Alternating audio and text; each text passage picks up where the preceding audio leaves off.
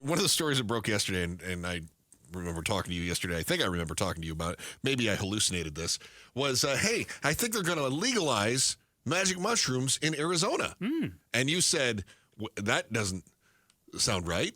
And I said, no, I'm pretty sure. At least this was what I believe I dreamt. And then I found an article that said they might legalize magic mushrooms in Arizona. So dreams do come true, Joe. Yeah, we want to learn all about magic mushrooms. So joining us right now, Will Humble, the Executive Director of the Arizona Public Health Association. Will, tell us about magic mushrooms. Well, good afternoon, guys. So just going back just a sec from what you said, this bill wouldn't actually legalize recreational use of magic mushrooms. What it would do is require the state health department to offer licenses for clinicians that want to set up a practice to treat people with psilocybin, essentially magic mushrooms, for certain kinds of conditions, like, for example, PTSD. There's also some anecdotal evidence that it's useful for end-of-life palliative care for people with a terminal illness who are trying to come to grips with end of life. There's some evidence that using psilocybin can help with that too. So it wouldn't, the bill wouldn't say you can just take magic mushrooms recreationally. It would still be a criminal offense in that regard, but for people that have conditions, they would be able to go to a clinic that's licensed that would then be able to provide treatment with psilocybin or magic mushrooms. Well, you just spent an awful lot of time telling me that this is not the same as legalizing marijuana. It seems that those who oppose this, they keep saying, well, this is exactly what happened with marijuana. We were told it would help, and then all of a sudden it became a party drug. And this is exactly what they're trying to do. But as you just pointed out, this would have to be in a clinical setting with licensed clinicians. That's a little different than somebody can now grow their own weed in the backyard. Yeah, no, that's what this would do, is it would set up a pathway so that those people that want to try the therapy, with the understanding that it's not approved by the FDA, and there's, it's not like medications that are proved safe and effective. This is not that kind of treatment because it's still in the experimental phase, but it would provide those folks that want to try it an opportunity to do it in a safe way that's regulated. So it's, yeah. Will Humble is the Arizona Executive Director of the Arizona Public Health Association. So, Will, how can we do this? It seems like a catch-22. We can't legalize it because there's not enough research. We can't do research because it's not legal to be able to study. How can we do studies if there isn't some, at least, legalization for research purposes? Well, so the mushrooms that they would be using in these clinics, again, assuming that the bills pass and everything, and that the governor signs it and the health department finishes the regulations, the mushrooms would come from an approved source. So the DEA has authorized the growing of these psilocybin mushrooms in a laboratory here in I think it's in Scottsdale.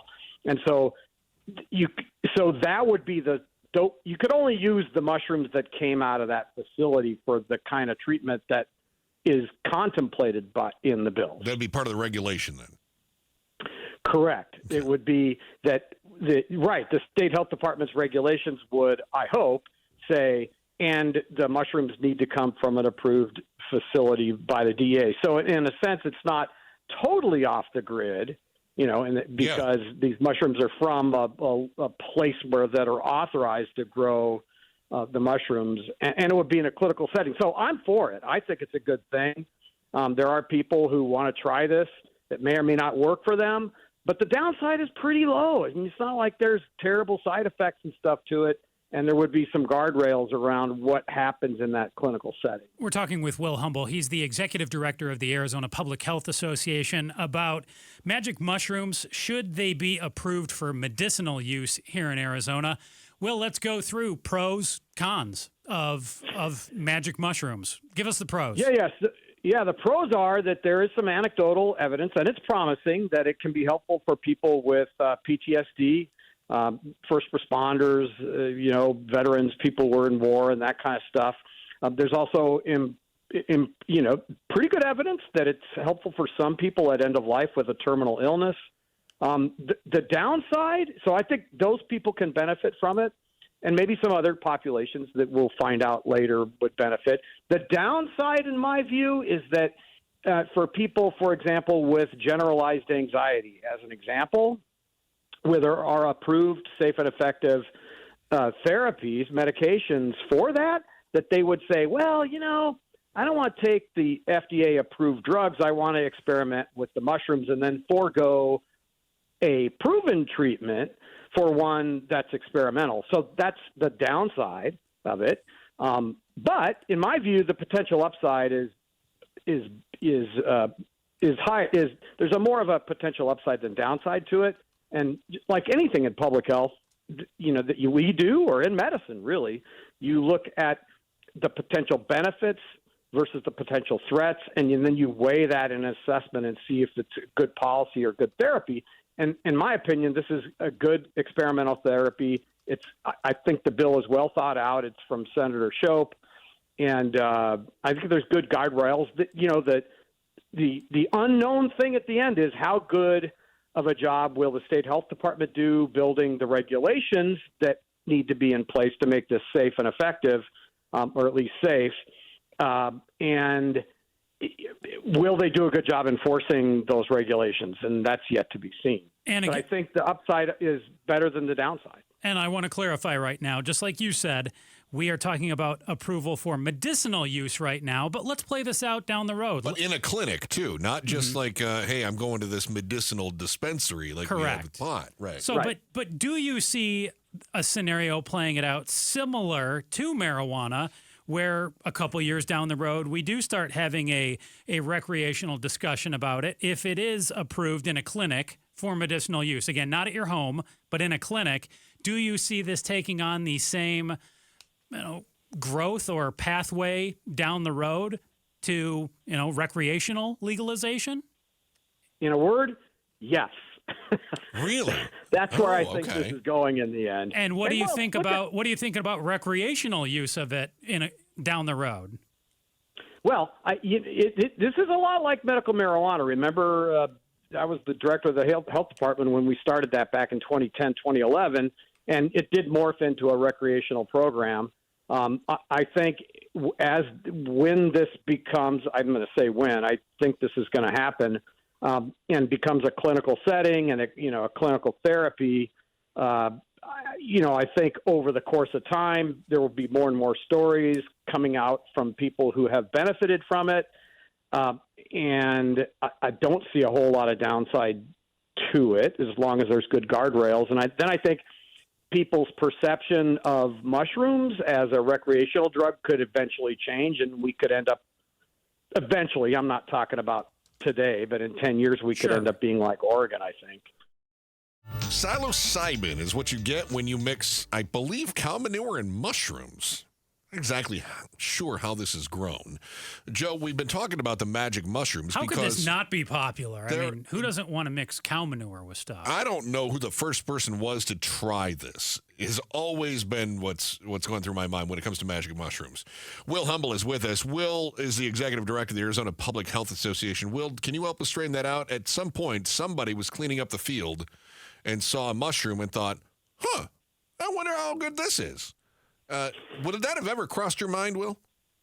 Well, this has actually been going on for centuries, really. Somebody had to be the first, Will. Somebody had to be the first. Yeah. Indigenous tribes, I think, or I don't know if they were tribes back then. Indigenous people in North America and probably in other parts of the world, too. This has been – people have been using psychedelics like this for probably all of mankind. So – you'd have to go back a lot of generations to find that first person. So that's interesting that you would say that, because it's been going on for a long, long time, and this is one of the parallels it does have with marijuana. I was reading some of the opposition. The opposition is that the only reason that anyone wants to legalize psilocybin, which is the magic mushrooms, for therapeutic reasons is so that they can, in the future, legalize it for recreational reasons. But there are other examples of drugs that I'm seeing being used in the clinical world that you could make the same argument. For instance, I have a friend who has battled treatment-resistant depression for the last few years, and every single day I am relieved when I get a text or when I see that he's posted something online because I'm terrified. His depression has been so debilitating. I'm just afraid that one day I'm going to get a phone call, right? He did the ketamine treatment. He said it didn't really work for him, but he tried that. And I was glad that somebody who was otherwise treatment resistant was able to try something else. Ketamine, of course, is a big, scary word because you hear Special K is on the streets and so forth.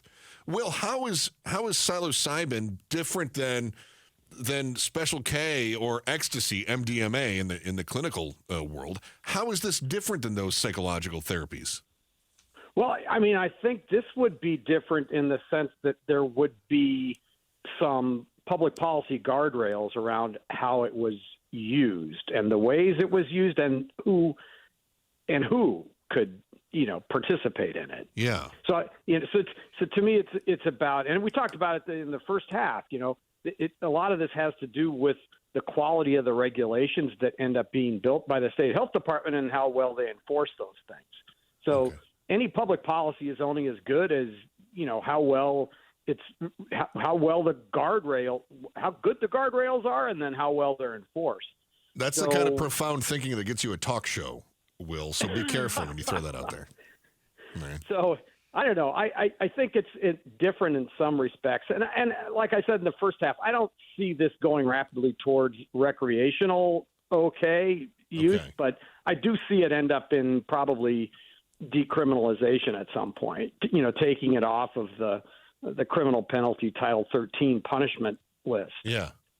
All right. Well, we're interested in watching how this develops. Will, it's been a pleasure having you on. Thank you so much. And we're hoping to be able to call on you as this develops. Thanks. Will Humble is the executive director of the Arizona Public Health Association.